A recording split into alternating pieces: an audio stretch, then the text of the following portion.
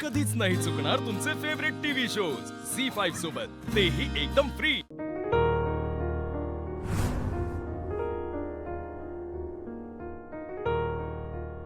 अक्षू,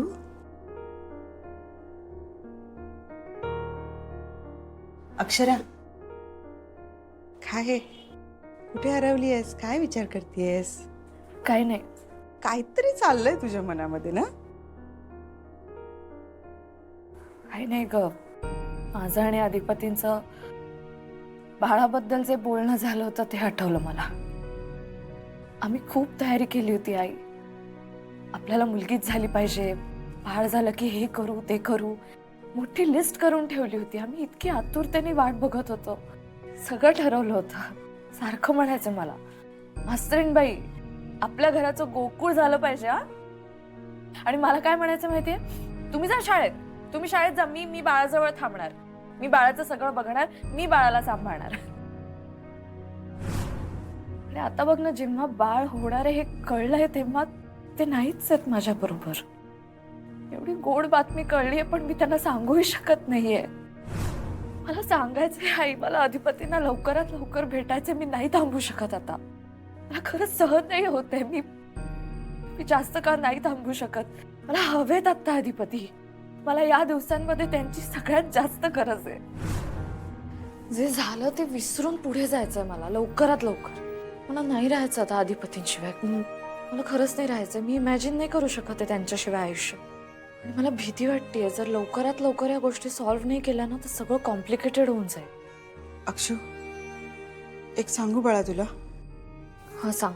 तुला हवं असेल तर जा तू तुझ्या सासरी।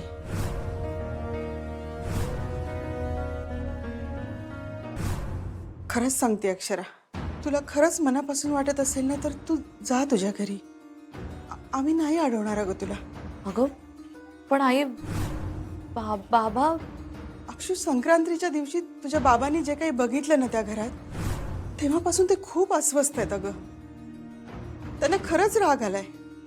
आतापर्यंत आम्हाला असं वाटत होतं की तू तुझ्या घरी अगदी सुखात आहेस, तुला सगळा मान मिळतो, रिस्पेक्ट मिळतो, तू आनंदात आहेस, तुला घरच्या लक्ष्मीचा मान दिला जातो असं वाटायचं ग आम्हाला। या भ्रमात होतो आम्ही। पण आता आम्हाला कळतंय की तुला कशी वागणूक मिळत होती त्या घरात। पण आई, या सगळ्यामध्ये अधिपतींचा काय दोष आहे? जे करतायत ते सगळं भुवनेश्वरी मॅडम करतायत। अगं पण अक्षरा, अधिपतींनी आई विरुद्ध थोडा तरी स्टँड घ्यायला हवाय ना ग। ते काहीच बोलत नाहीत त्यांच्या विरुद्ध। या गोष्टीचा राग आहे बाबांना। आणि तुला बाबांचा स्वभाव माहिती आहे अक्षरा, एकदा त्यांच्या मनात कोणाविषयी राग निर्माण झाला ना तो सहजासहजी जात नाही ग बाळा। पण मी तेच म्हणते ना आई, तुम्ही अधिपतींवर नका नाराज हो, त्यांची काहीच चूक नाही यामध्ये। हे बघ अक्षरा, आता हे जे काही झालंय ना ते नाही ना बदलू शकत आपण आता एक करू शकतो की इथून पुढे असं काही घडणार नाही याची काळजी घेऊयात आपण, हो ना?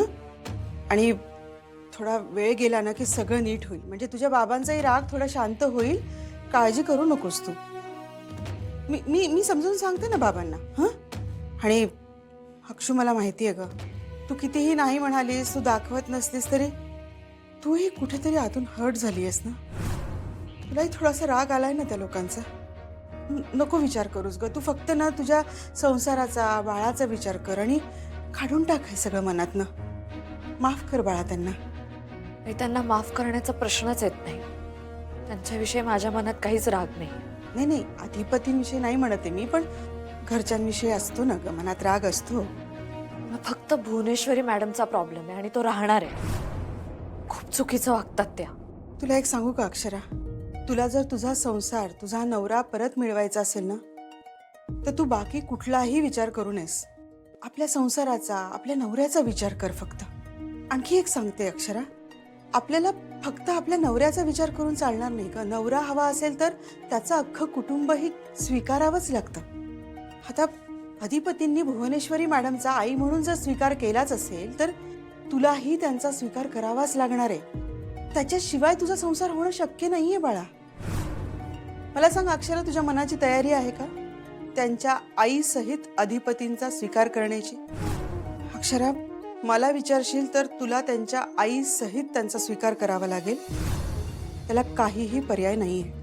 आणि तरच तुमचा संसार सुखी आणि आनंदी होऊ शकतो. कारण अधिपती भुवनेश्वरी मॅडमना सोडून काहीच करू शकणार नाहीत हे आता आपल्याला स्पष्ट झालंय अगं. त्यामुळे आता तुझा संसार परत मिळवण्यासाठी तुला जे काही करता येईल ना ते तू सगळं कर. आणि अक्षरा, आम्ही खरंच तुला सांगतो, आई वडील म्हणून आम्ही सदैव तुझ्या पाठीशी आहोत. तुझा जो काही निर्णय असेल ना त्याच्या पाठीशी आम्ही आहोत बाळा. मदन, बाबा कसे आहात? अरे मी ठीक आहे. तू कसा आहेस? मी एकदम छान. घरी सगळे कसे आहेत? अक्षरा कशी आहे? अरे ती पण ठीक आहे. आपण चहा कॉफी काही घेऊयात का? नाही नाही, नको आत्ता काही.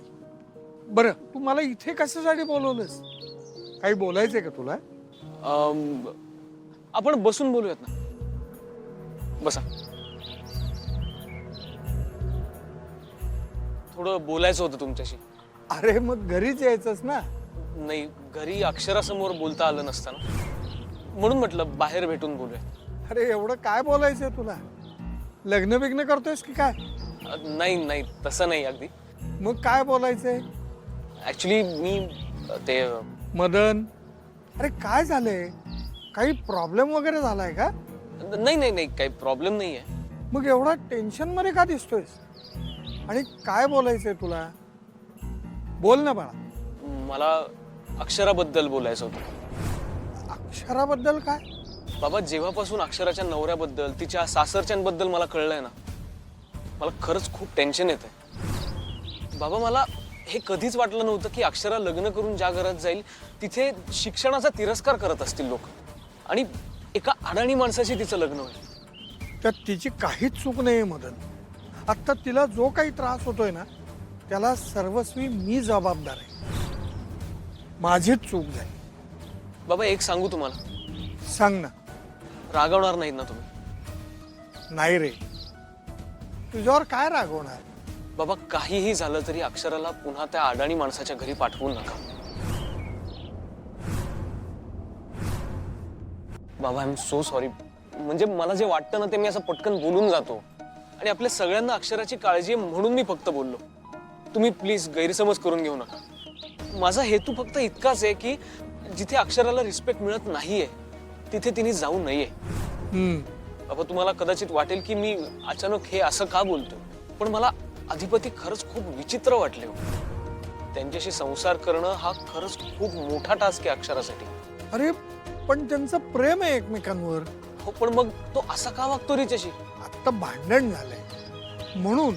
बाबा, भांडण जर सतत होत राहिलं ना तर ती कधीच खुश नाही राहू शकणार. तिच्या बाबतीत जो काही निर्णय घ्यायचा आहे ना तो ती घेईल. लग्नाच्या वेळेला खूप घाई केली रे आम्ही तिच्या. मला जबाबदारीतून मुक्त व्हायचं होतं म्हणून मी तिला प्रेशराईज करत होतो लग्नासाठी. आता तसं काहीच करणार नाही मी. आता तिला वेळ देणार मी.